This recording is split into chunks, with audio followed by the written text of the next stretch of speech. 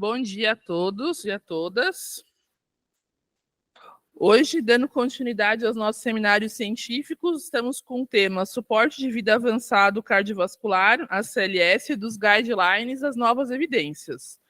Hoje temos a honra de ter conosco o Dr. Eduardo José Soares Tavares. O Dr. Eduardo, ele é médico assistente aqui da Divisão de Clínica Médica e preceptor do internato do 6º ano da FIMUSP, instrutor de urgências e emergências pela CUREM. Dr. Eduardo, seja bem-vindo. Muito obrigado, professora. Bom dia a todos os presentes e também quem está conosco pela internet. Então, pode projetar, fazendo favor? Daremos continuidade aqui. Então, meu nome é Eduardo, muito bom dia a todos vocês. Eu irei apresentar, então, uma revisão breve sobre o ACLS, dos guidelines que nós temos até então, publicados pela American Heart Association, até as novas evidências de ciência de fronteiras que nós temos publicado até então. Começaremos com um caso clínico. Nosso paciente é do sexo masculino, tem 55 anos. De prévia, é um paciente de alto risco cardiovascular, hipertenso, diabético, tem um DRC, já teve um IAM em 2018 com a colocação de stent, faz uso de losartana, metformina, atenolol e AS, contudo, é um uso irregular. Ele vem com a queixa de palpitações e vertigem de início a 1 hora. E na impressão inicial desse paciente, logo na entrada ao pronto-socorro, ele tem uma pele que está fria e pegajosa, uma respiração taquipneica e apresenta um rebaixamento do nível de consciência. Logo, diante de qualquer um desses itens alterados na impressão inicial, a nossa conduta foi levar esse paciente diretamente para a sala de emergência. Na sala de emergência, diante de todo paciente grave ou potencialmente grave, assim também nosso paciente foi submetido a monitorização, oximetria e suplementação de oxigênio, se necessário, e obtenção de um acesso venoso, de preferência 2 acessos venosos periféricos. Ao exame clínico de dados positivos que nós tivemos do nosso paciente, ele tinha uma frequência cardíaca de 180, uma pressão arterial de 90/60, saturando 95%, inicialmente em ar ambiente, com a suplementação por máscara com reservatório. Continuou ainda em 85%, um Glasgow 13, perdendo um ponto na abertura ocular e um ponto na resposta verbal. Cardíaco, tinha turgência jugular e refluxo hepato-jugular, um tempo de enchimento aumentado, creptando bilateralmente na avaliação pulmonar, e um edema de membros inferiores, 3 cruzes em 4 cruzes bilateralmente. Logo na monitorização, nós nos deparamos, então, com uma taquicardia de QRS alargado e, diante de um paciente instável, tivemos, então, uma taquicardia instável, que provavelmente é uma taquicardia ventricular, só que o que mais vai importar para a gente é saber que a taquicardia tem uma frequência acima de 150 batimentos por minuto e, com um bom exame clínico, saber que o paciente está instável. Diante disso, a conduta imediata, então, foi submeter esse paciente à cardioversão elétrica sincronizada, que é o nosso manejo das taquicardias instáveis pelo ACLS. Imediatamente após a cardioversão elétrica sincronizada, o nosso paciente degenerou para fibrilação ventricular, que é um ritmo incompatível com a vida, um ritmo chocável. Nós solicitamos à equipe que iniciasse imediatamente as compressões diante da fibrilação ventricular, enquanto o nosso desfibrilador estaria carregando. Após o carregamento do desfibrilador, foi solicitado que todos se afastassem, realizado, agora sim, não mais cardioversão, mas realizado um choque aí no bifásico com 200 joules ou no monofásico com 360 joules, realizado o choque e imediatamente retornado às compressões cardíacas. Após 2 minutos, solicitamos que todos os que estavam presentes se afastassem para que fosse realizada a análise do ritmo. Na segunda análise, o paciente mantinha-se em fibrilação ventricular, solicitado o retorno imediato das compressões, enquanto o nosso desfibrilador estava carregando. Após o desfibrilador carregar, solicitado que todos se afastassem, realizado o choque imediatamente, solicitado o retorno imediato das compressões, e, além disso, a administração de 1 miligrama de epinefrina ou adrenalina. Passado 2 minutos, solicitamos que todos se afastassem para observar novamente o ritmo no monitor. Estávamos diante ainda de uma fibrilação ventricular, retorno imediato das compressões, enquanto nosso desfibrilador carregava. Após carregado, solicitado que todos se afastassem, realizado o choque, imediatamente as compressões e solicitada a administração de 300 miligramas de amiodarona.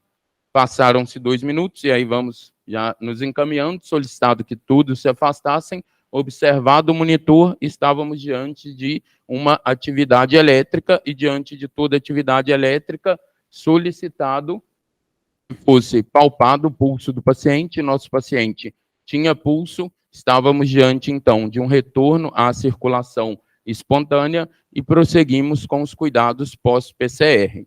Nos cuidados pós-PCR, o que nós realizamos foi o manejo volêmico. Uma vez que o paciente retornou hipotenso, podemos realizar a expansão tanto com Ringer quanto com soro fisiológico, ambos os cristalóides. O início de droga vasoativa cada vez mais precoce, de preferência no acesso periférico. Realizada a intubação orotraqueal com padrão ouro capnografia em forma de onda.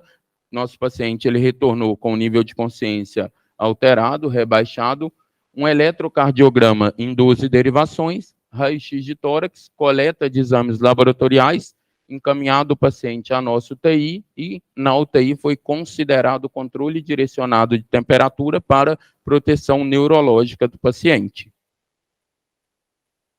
Diante desse caso, que é um caso bem comum no nosso dia a dia da emergência em si, nós vamos aproveitá-lo para fazer uma breve revisão do ACLS. Nosso intuito não vai ser esgotar todo o tema em si, mas pontuar algumas coisas do algoritmo de TAC, bradicardia, do próprio ACLS, do algoritmo de PCR em si.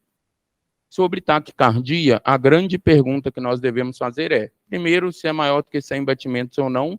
Beleza, agora o grande divisor de águas, assim como na bradicardia, é saber se o paciente apresenta ou não sinais de instabilidade.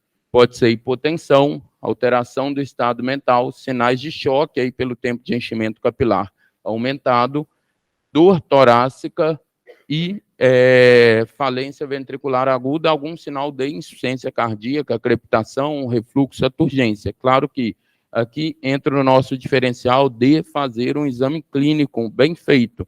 Às vezes o paciente pode ter taquicardia, por exemplo, uma taquicardia supraventricular paroxística e algum desconforto torácico mínimo, mas não necessariamente dor torácica. Ou é um paciente como o nosso, que já tinha turgência e refluxo hepatojugular, provavelmente de base, dadas as comorbidades, então a gente não vai olhar um fator isoladamente, mas sim o conjunto da obra do exame clínico do paciente.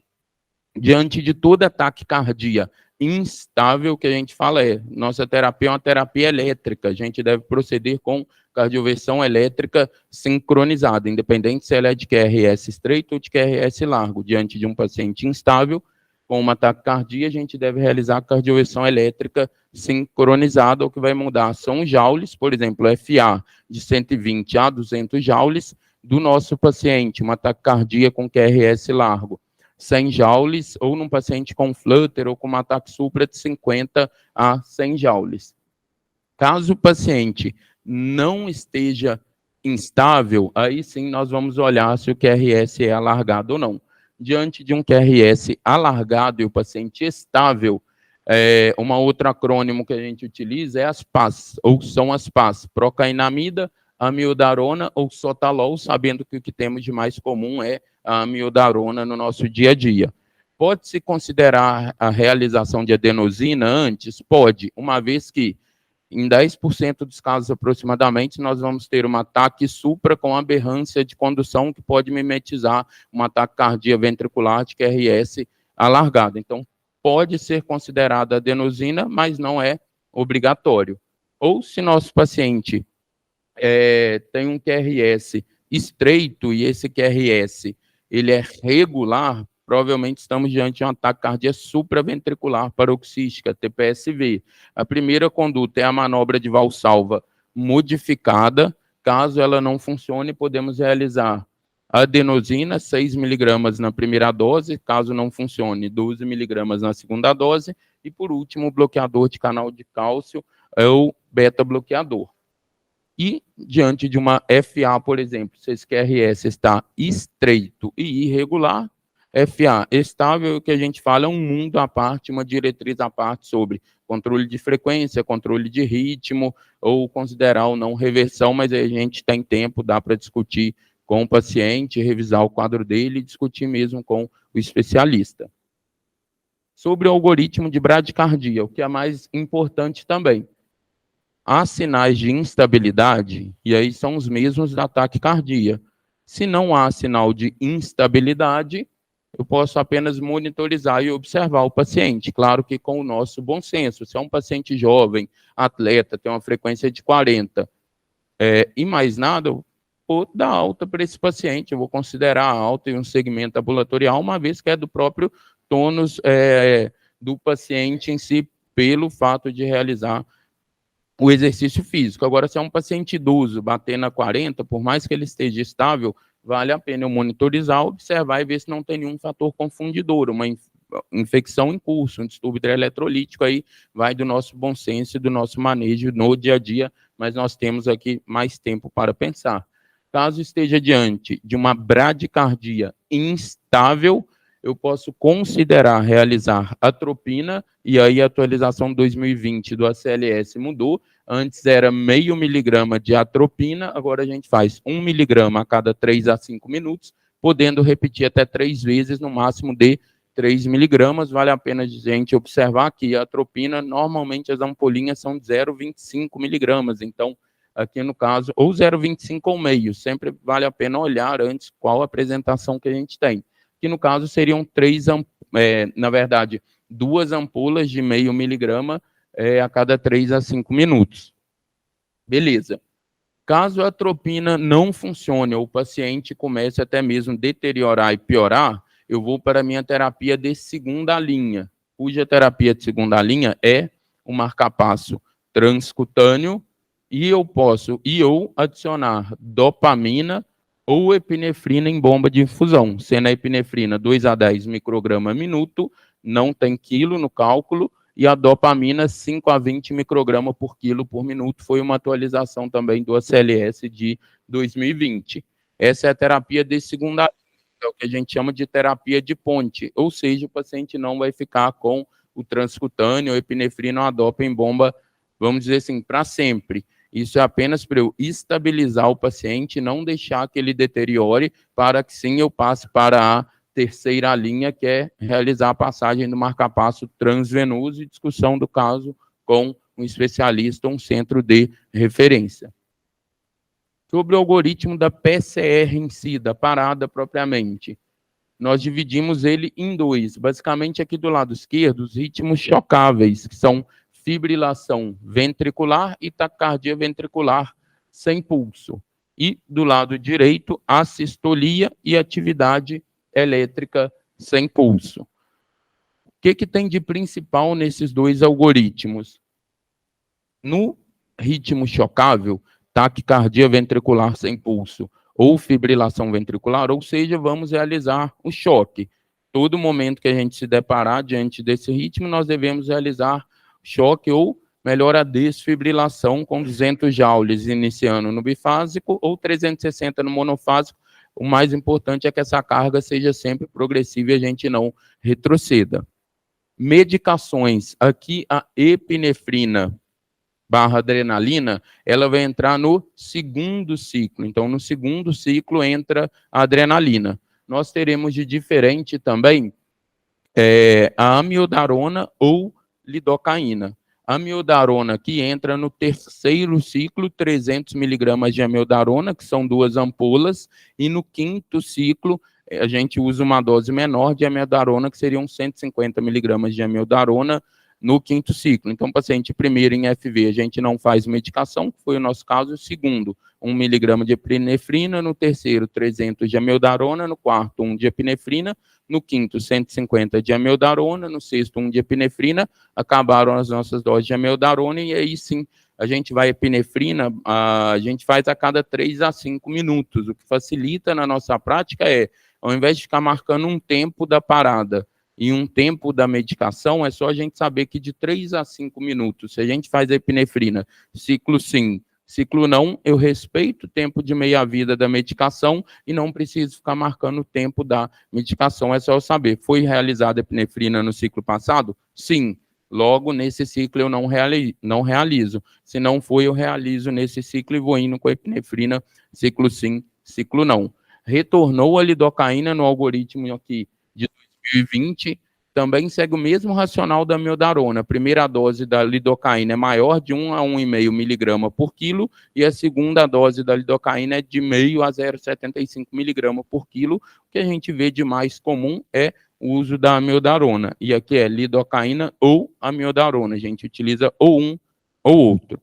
Já nos ritmos não chocáveis, a sistolia e atividade elétrica sem pulso, a diferença é que nós não realizaremos choque, o uso da epinefrina é cada vez mais precoce, que o ACLS já trazia isso, a única diferença que o 2020 fala, ó, detectou a ESP ou a sistolia, epinefrina precoce, mas a gente já sabia que ela entrava logo no primeiro ciclo, foi mais um lembrete aí da mudança do algoritmo. Só teremos a adrenalina para utilizar e a gente vai com ela, desde o primeiro ciclo, ciclo sim, ciclo não, ciclo sim, ciclo não. Em ambos os algoritmos, o que é fundamental é a gente pensar, de novo, a CLS é para a gente garantir ali, manter a circulação do paciente de um modo mecânico, com as compressões cardíacas de alta qualidade, para que a gente consiga pensar na causa em si. Não é propriamente só a manobra que vai fazer o paciente voltar, a gente precisa garantir esse fluxo do paciente com as compressões de alta qualidade, para eu ter um tempo mínimo de pensar nas causas. E aí são 5Hs e 5Ts que a gente vai pensar tanto no ritmo chocável quanto no ritmo não chocável. No CLS 2015, esse 5Hs e 5Ts, ele vinha de preferência no não chocável, até durante a avaliação dos alunos, no próprio checklist, se no chocável ele não lembrava de 5Hs e 5Ts, ele não perdia nenhum ponto. Só que a gente viu que isso não faz sentido, uma vez que o paciente que para num ritmo chocável, ele pode parar, inclusive, por trombose coronariana, tamponamento cardíaco, tromboembolismo pulmonar, toxina. Então, a gente considera os 5Hs e 5Ts em ambos os ritmos e, de fato, é isso que vai mudar o prognóstico do paciente, é conseguir intervir o mais precoce na causa. Lembretes que a gente tem durante a PCR. Aqui, basicamente, são só alguns lembretes que a gente tece algumas reflexões sobre eles. Compressão de alta qualidade, se fosse para escolher uma coisa, o que a gente escolheria é comprimir com alta qualidade, de 100 a 120 por minuto, de 5 a 6 centímetros de profundidade e permitindo o retorno total do tórax. Se eu tiver algum dispositivo auxiliar, como um paciente que esteja entubado com capnografia ou que já esteja com uma PAI e a gente veja a pressão diastólica, também nos ajudaria. E hoje que nós temos são dispositivos de feedback que a gente coloca sobre o peito do paciente, eles nos dão uma boa noção sobre se a compressão está ou não adequada. Então, o que mais modifica o desfecho, a mortalidade do paciente durante uma PCR, infinitamente mais do que as medicações, é comprimir com alta qualidade. Então, isso é fundamental. Uma outra pergunta, que às vezes é recorrente no dia a dia, precisa entubar sempre o paciente? Ah, tive uma parada, busco material de tubo, quer entuba, cadê o tubo? Ai, meu Deus, como é que eu faço agora para entubar durante a parada? Pessoal, que modifica a mortalidade de fato, que é fundamental para o paciente, é comprimir com alta qualidade. A intubação, ela não é obrigatória durante a parada cardíaca. Qual que é a receita? Não temos uma receita, a gente precisa ter bom senso. Por exemplo, paciente jovem que chegou com a gente no pronto-socorro, fez uma arritmia durante o exercício dele, durante o treinamento e parou. Provável por uma arritmia, né? A gente foi descobrir isso retrospectivamente. Paciente jovem, entre seus 20 e 30 anos, nenhum problema pulmonar, e toda vez que alguém ventilava ele bem, o tórax expandia bem. Logo, é um paciente que eu não vou me preocupar em intubar durante a parada. Eu vou considerar a intubação depois, se ele voltar com o nível de consciência rebaixado e não proteger a via aérea. Diferente do que nós vivenciamos até pouco tempo atrás com pacientes com COVID. No algoritmo da parada cardiorrespiratória do COVID, era o mesmo algoritmo que a gente viu, só que sabendo que era uma causa, na maioria das vezes, pulmonar, por uma hipóxia persistente ou por um tromboembolismo pulmonar, nesse paciente eu pensaria e até mesmo pela questão de biossegurança, geração de aerossol, nesse paciente era uma intubação precoce, ou um paciente que tem uma broncopneumonia, evolui com quadro de sepse de foco pulmonar, uma dessaturação, uma hipóxia importante. Nesse paciente eu vou considerar uma intubação precoce, logo no início da parada. Agora, se não houver nenhum racional de problema pulmonar, e sempre que eu ventilar, expandir bem o tórax, a ventilação ela não é obrigatória, e muitas das vezes a gente perde mais tempo tentando entubar e o paciente deixa de ser comprimido, uma vez que entubar durante a parada não é tão simples assim, já é um ambiente estressor. Vou entubar durante a parada? Posso realizar isso, desde que eu interrompa por, no máximo, 10 segundos. Posso tentar laringoscopar enquanto alguém comprime, ou tentar passar o tubo com alguém comprimindo, se for difícil, na hora da checagem, da avaliação do ritmo.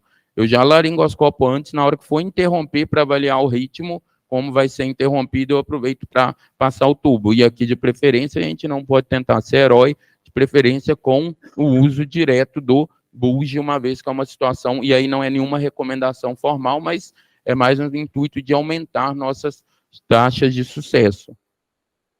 Coleta exame durante a parada, também essa é uma dúvida frequente. Pessoal, não está recomendada a coleta de exames durante a parada cardíaca.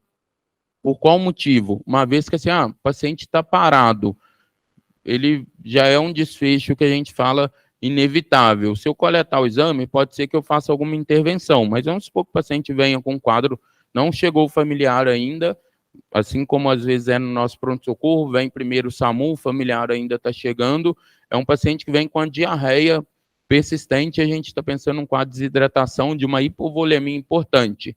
A gente coleta um exame, vem com a gasometria, provavelmente hemolizada, com uma hipercalemia, a gente faz um gluconato de cálcio. Será que a gente acertou ou errou? Aí depois chega o familiar, doutora, ela já estava com a diarreia há uma semana.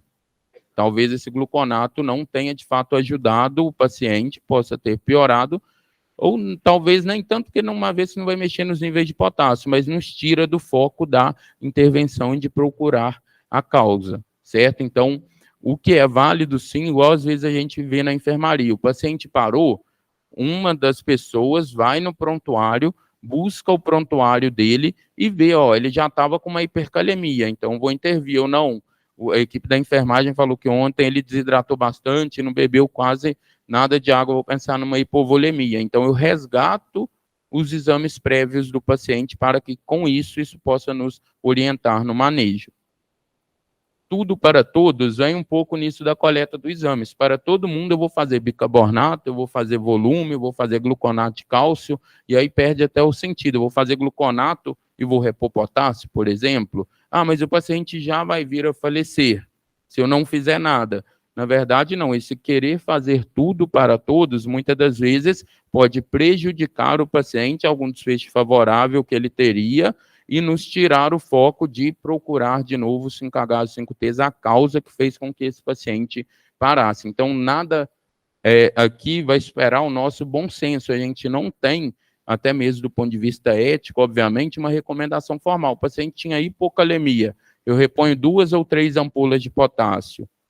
Eu faço, se ele tem hipercalemia, 1 ou 2 de gluconato. Ele tinha uma hipovolemia, 500 ml de Ringer ou 1 litro. Não tem nenhuma evidência nesse sentido e provavelmente nunca vai ter, uma vez que a gente, do ponto de vista ético, não pode estudar intervenções nesse sentido. O que vale aqui é nosso bom senso, saber o que o paciente tinha de base, olhar se ele tem algum exame coletado prévio, alguém tirar a história mais detalhada com a família e, diante disso, a gente orientar nossas intervenções. Se foi hipovolemia, fazer um pouco de volume, se for uma suspeita de hipocalemia, repor potássio, ou hipercalemia, por exemplo, acontece frequentemente, pacientes que faltam muito à diálise, fazer o gluconato de cálcio. Então, aqui o nosso senso crítico ele é fundamental. Trombólise, também uma dúvida frequente. A única evidência que a gente tem de trombólise intraparada cardíaca é na suspeita ou num diagnóstico prévio de um tromboembolismo pulmonar maciço. Também é uma área que a gente não vai ter estudos duplos cegos, randomizados, são estudos menores, mas é a única evidência que a gente tem até então. Pode ser realizado 50 miligramas de alteplase durante 15 minutos ou 0,6 miligrama quilo de alteplase durante 15 minutos. Também as referências em si variam entre elas, uma vez que são provenientes de estudos de pequena monta.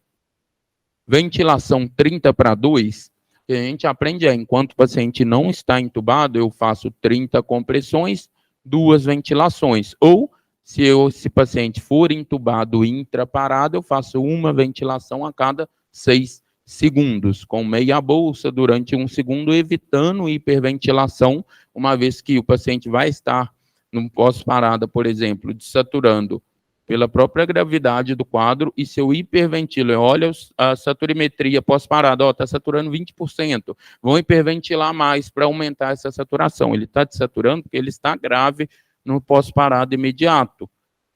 Hiperventilar o doente aumenta a expansão torácica em excesso, comprime a cava, reduz o retorno venoso, vai reduzir o volume diastólico do doente, o volume sistólico, consequentemente, o débito cardíaco. Então, seja no pós-parada ou no intraparada, quando o paciente está entubado, uma ventilação a cada 6 segundos apenas com meia bolsa.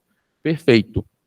Se ele não está entubado, é o que a gente conhece de 30 compressões, 2 ventilações. Só que uma situação não tão incomum que a gente presencia é ter pouca equipe para conseguir fazer isso tudo. Então, não está errado, ou se você está manejando a parada ali inicialmente, quem está comprimindo, comprimir diretamente, e quem está ventilando com o ambu, fazer ventilações desincronizadas, uma ventilação a cada 6 segundos, semelhante ao que a gente faz quando o paciente está entubado. Tem uma atualização de 2017 que pontua isso, ó. Mesmo se o paciente não estiver entubado, eu estou autorizado sim a comprimir diretamente, fazer uma ventilação a cada 6 segundos. Pode ser que a ventilação não seja tão efetiva, sim, uma vez que é só uma máscara e tem alguém comprimindo. Tudo bem, mas se a minha suspeita não é de um problema pulmonar, porque se for um problema pulmonar, eu vou pensar numa intubação precoce. Se não for, o que vai mudar o desfecho do doente é comprimir com alta qualidade. Muitas das vezes a gente se perde um pouco, estou chegando 30, ventila 2, e acaba tendo ruído ali durante a comunicação. Então, essa é uma alternativa também prevista em guideline. Posso fazer 30 compressões, 2 ventilações, ou ventilar desincronizado uma a cada 6 segundos, uma atualização que a gente teve em 2017, apesar do mais comum que a gente vê ser o 30/2. Pedir para afastar sempre, antes de toda e qualquer análise de ritmo e antes de todo e qualquer choque ou carga que for sair sobre o peito do paciente, inclusive no algoritmo da taquicardia, quando a gente for fazer uma cardioversão elétrica sincronizada, também devemos pedir para afastar. Checar pulso. Pessoal, o pulso nem sempre a gente vai checar. A gente brinca assim que é igual às vezes o médico, a médica João Kleber. Você está lá durante a parada, manejando a situação ali de crise, a equipe funcionando direitinho, aparece alguém do nada e fala, para, que eu tenho que ver o pulso. A gente vai checar o pulso. Passaram-se os 2 minutos, eu não vou checar pulso. Passaram-se os 2 minutos, eu vou avaliar o ritmo, para que, diante do meu julgamento crítico do ritmo que eu tenho, eu vou decidir se é ou não para checar pulso. Por exemplo, se eu vejo uma fibrilação ventricular, eu sei que é um ritmo, o ventrículo está fibrilando, incompatível com a vida. Logo, nesse caso, eu não vou checar pulso. Se eu vejo um QRS alargado, uma taquicardia ventricular pode ou não ser compatível com a vida. Logo, na taquicardia ventricular, eu vou checar pulso, porque o paciente pode ter voltado. Se eu vejo uma linha reta, minha conduta é checar cabos, ganhos e derivações. Diante dos cabos, ganhos e derivações checados, aí sim, eu sei que eu estou, se tiver manter aquela mesma linha reta no traçado, estou diante de uma assistolia, na qual o coração não tem movimento nenhum, sendo um ritmo incompatível com a vida, logo eu não vou checar pulso. Agora, se eu vejo uma atividade elétrica diferente dessas três, pode ser compatível com a vida. Diante de uma atividade elétrica, a gente vai checar pulso. Até no vídeo do ACLS de 2020, enquanto alguém comprime, tem lá um personagem checando o pulso femoral.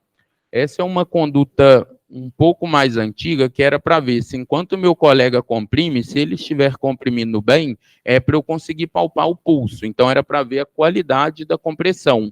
Isso a gente vê menos comum no nosso dia a dia. Enquanto está comprimindo, via de regra, eu não fico checando o pulso, porque vai ter pulso, se o colega está comprimindo bem, vai ter um movimento de sístole e diástole, geração de pulso, e enquanto está comprimindo, eu não olho para o monitor, certo?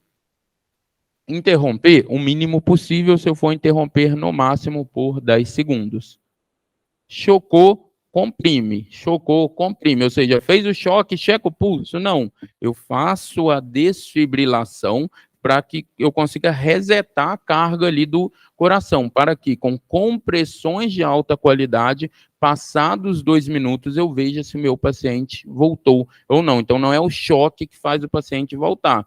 É o choque seguido de uma compressão de alta qualidade. Passados 2 minutos, eu vejo se ele voltou ou não. Então, chocou, comprime imediatamente após. Quando trocar? A cada 2 minutos, a cada ciclo, ou até que um dos compressores sinta fadiga. Nesse caso, eu troco os compressores. Uma dúvida frequente: quando que a gente para? Quando que a gente vai interromper os esforços?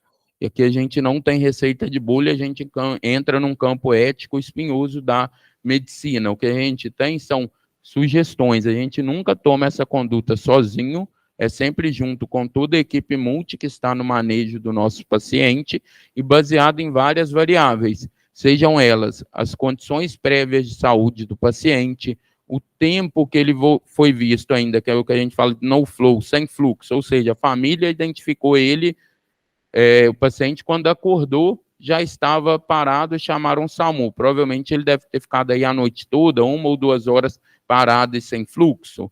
Eu tenho que levar isso em consideração. A família identificou a parada e, por algum motivo, o SAMU demorou um pouco mais a chegar e a família não chegou a comprimir. Essa é uma variável importante. Se tem algum sinal de rigor mortis, se o paciente já está com livido, se ele já está rígido, e aí eu nem consideraria nem iniciar as compressões. Outra coisa que a gente tem de sugestão é, caso durante as compressões, se eu tiver com a capnografia em forma de onda e o paciente entubado, se ele mantém uma PET-CO2 menor do que 10 milímetros de mercúrio por mais de 20 minutos, mesmo comprimindo adequadamente, ele não sobe a curva de capnografia, provavelmente isso é um marcador de mau prognóstico, mas não é uma indicação absoluta de encerrar os esforços. É apenas uma sugestão dentre toda a avaliação do caso. E agora, para a gente ir caminhando aqui para o final, novas evidências científicas que a gente tem no ACLS. Boa parte delas nem sempre vão ser estudos duplos cegos, randomizados, dado a questão ética da nossa população de estudo. O que eu me baseei foi, tem a sociedade essa internacional, que é o IUCOR, que é um conselho internacional que reúne representantes da American Heart Association, representantes da Austrália, representantes da Europa, e de modo resumido, o que eles fazem é, em 2020, nós tivemos publicados o nosso ACLS, a cada 5 anos, então em 2025 a gente vai ter uma nova publicação dele, do algoritmo e tudo, uma mudança maior do guideline.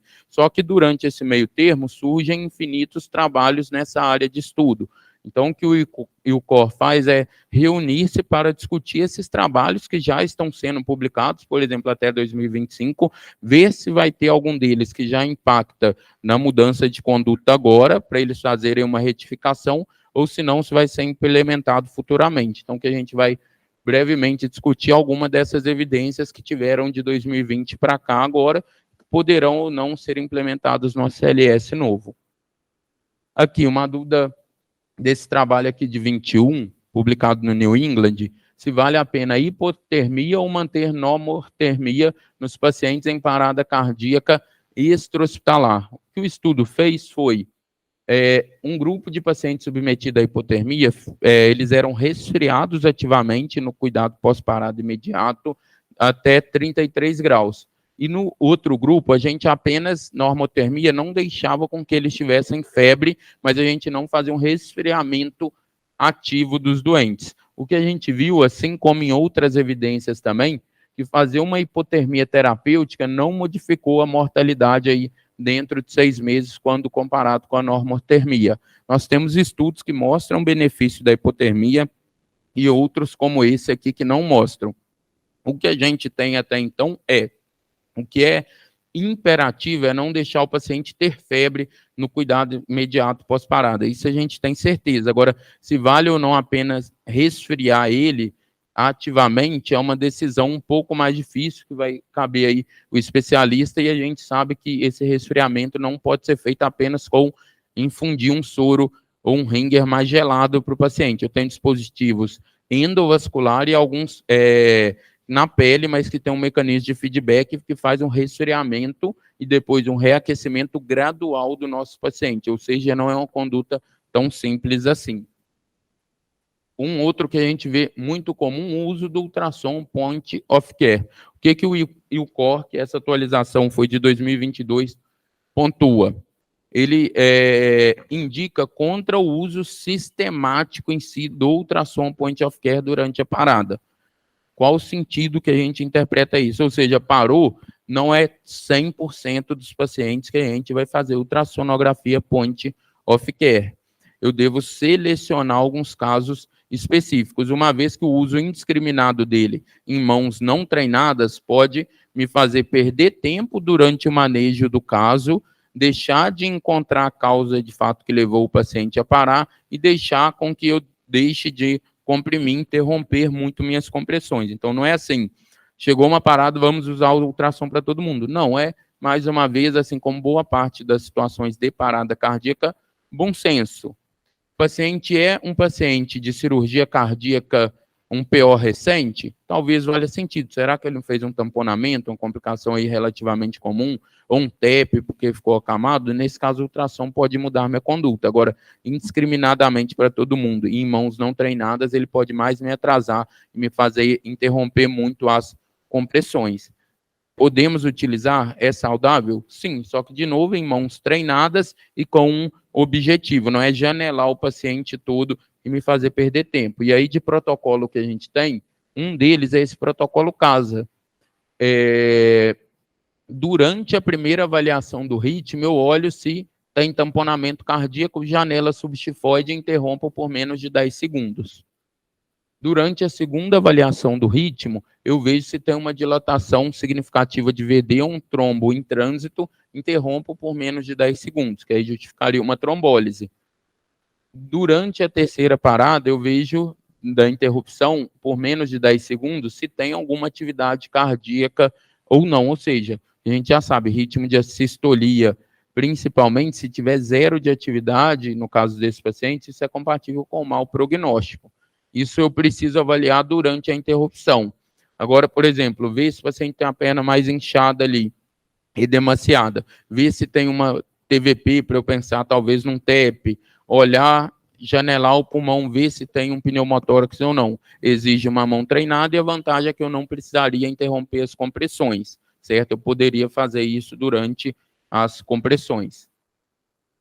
Outra evidência que saiu agora em 2021 no JAMA seria o uso da vasopressina e corticoide. O que esse trabalho aqui do Anderson e colaboradores avaliou? Eram paradas cardíacas intra-hospitalares, certo? E toda vez que era utilizado adrenalina, logo após o primeiro uso de adrenalina, o que eles faziam é 20 unidades de vasopressina e 40 miligramas de metilprednisolona. Daí em diante, após cada uso de adrenalina, ele não repetia metilpred e fazia apenas a vasopressina, repetindo até 4 vezes no total, uma dose total de 80 unidades de vasopressina. O que ele avaliou? De fato, os pacientes de parada cardíaca intra-hospitalar, eles obtiveram um maior retorno à circulação espontânea, ou seja, fazer a vasopressina e a metilpred no ambiente hospitalar, esses pacientes voltavam mais à circulação espontânea, obtinham RCE. qual que é a recomendação do IUCOR ainda após esse estudo? Ó, é uma evidência, ok, um estudo maior, só que a própria logística e o custo disso e a própria complicação do algoritmo, além de lembrar de tudo aquilo que a gente viu, pode mais dificultar e talvez esse nível de evidência não seja suficiente para modificar a conduta agora. Ou seja, o uso da vasopressina e o uso da metilprednisolona intraparada ainda não está recomendado, certo? Pode ser que até 2025 tenhamos novos estudos que corroborem com esse, aí sim no guideline a gente passe a ter essa mudança, mas até então não foi implementada. Uma outra é, todo paciente que tem parada cardíaca extra-hospitalar, sem supra de ST, se eu levar para a angiografia, para o cateterismo, será que eu mudo minha conduta? Paciente que volta já com a presença de um supra, beleza. Esse paciente se beneficia de um cateterismo precoce, mas e quem não tem supradesnivelamento do segmento ST? A gente viu que nesses pacientes, a realização imediata do cateterismo não teve benefício na mortalidade em 30 dias, quando comparado com o cateterismo atrasado, ou seja, que eu faria até em 24 horas, ou mesmo a não realização do cateterismo, ou seja, em um grupo pós-parada, eles levaram direto para um centro que tinha cateterismo, realizaram, tinha, por exemplo, uma trombose coronariana que seria passível de intervenção. No outro grupo, eles levavam para a UTI. Na UTI, esse paciente poderia ir para o CAT, só que até dentro de 24 horas, caso o colega da equipe julgar só um paciente de alto risco cardiovascular, a troponina vai elevar pós-parada, só que ela elevou demais e eu estou curvando e vale a pena ir para o cateterismo em até 24 horas ou não. Não tem nenhuma suspeita cardíaca, nem para o cateterismo esse paciente iria. A gente viu que não houve uma mudança de mortalidade. Então, a gente continua indo para o CAT precoce, para um paciente que volta com supradesnivelamento do segmento ST, ou, de novo, nosso bom senso. Chega um familiar, depois que o paciente voltou e fala, ó, ele estava vindo com dor torácica, quando o meu familiar andava, ele tinha dor torácica, ia subir escada, tinha que interromper o tanto que ele caminhava, um histórico compatível com angina, diante de uma probabilidade pré-teste compatível com alto risco cardiovascular, talvez sim valha a pena ir para o cateterismo, só que aí precisa do nosso julgamento clínico.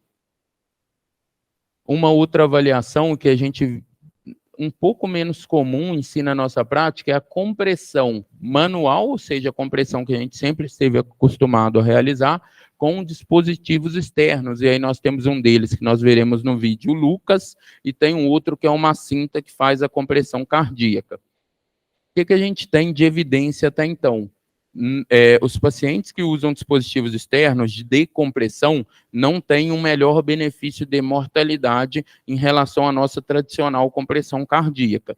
De novo, o que vale a pena? Se eu tenho pouca equipe, se eu vou transportar o paciente, se é durante um transporte da rua para o hospital, talvez sim vale a pena utilizar esses dispositivos, uma vez que se eu tenho pouco profissional, ou seja, durante o transporte, a minha compressão, que de fato é fundamental, talvez ela não seja tão eficiente assim, e aí o dispositivo sai melhor. Mas agora, comparando todas as situações, por exemplo, dentro do próprio hospital, a nossa compressão de alta qualidade, claro, continua sendo equivalente. Tem um trabalho de 2013 que mostrou que modificaria, os pacientes voltariam mais à circulação espontânea, só que isso não se consolidou ao longo do tempo.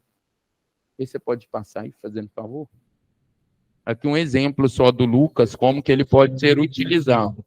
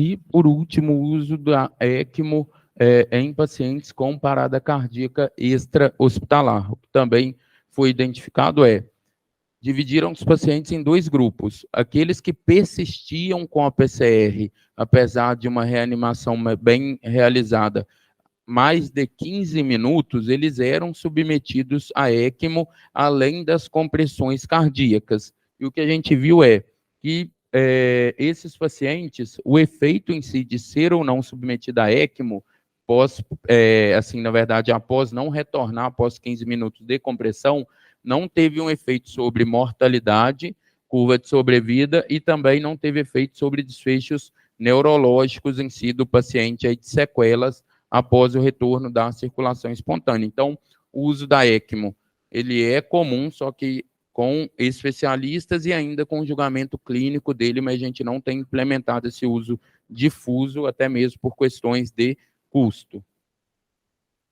Nossas mensagens para casa as compressões de alta qualidade, interromper o mínimo possível, seguir o algoritmo. A CLS nada mais é do que um algoritmo, a gente não vai inventar nada ali durante a parada cardíaca.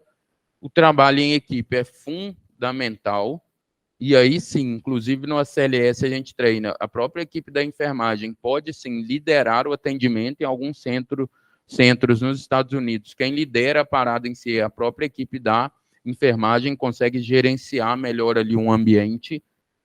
Realizar a comunicação em circuito fechado, tá? Isso é fundamental, ainda mais num ambiente que sim é estressor, ou seja, realizar 1 miligrama de epinefrina. Fulano, vou realizar 1 miligrama de epinefrina. Isso é fundamental. E, gente, eu deixei para citar aqui mais para o final, estar preparado para a comunicação de más notícias ou notícias difíceis. Ou seja, chegou um paciente no nosso hospital, que é relativamente comum, chega um SAMU, parada cardíaca, nosso foco, claro, é no paciente, implementar as medidas iniciais. Mas se nós temos alguém a mais da equipe, por favor, vá conversando com o familiar, coletando a história dele, que é fundamental para mudar a nossa conduta, e também acolher os sentimentos desses familiares. Deu meia hora de parada cardíaca, eu sei que provavelmente é um prognóstico ruim, o paciente ainda não voltou, é de bom tom em alguém conversar com esse familiar. Estamos tentando tudo aquilo que é possível, a gente está reanimando o paciente, mas ele ainda não retornou à circulação espontânea. O risco dele vir a óbito, de fato, é elevado após 30 minutos de PCR. A gente vai vendo isso durante a parada. Se o paciente volta mais em ritmo checável, ou só se ele permanece só em AESP ou sistolia. Então, essa conversa, essa interface com o familiar é fundamental, tão importante quanto realizar compressões de alta qualidade. Muito obrigado.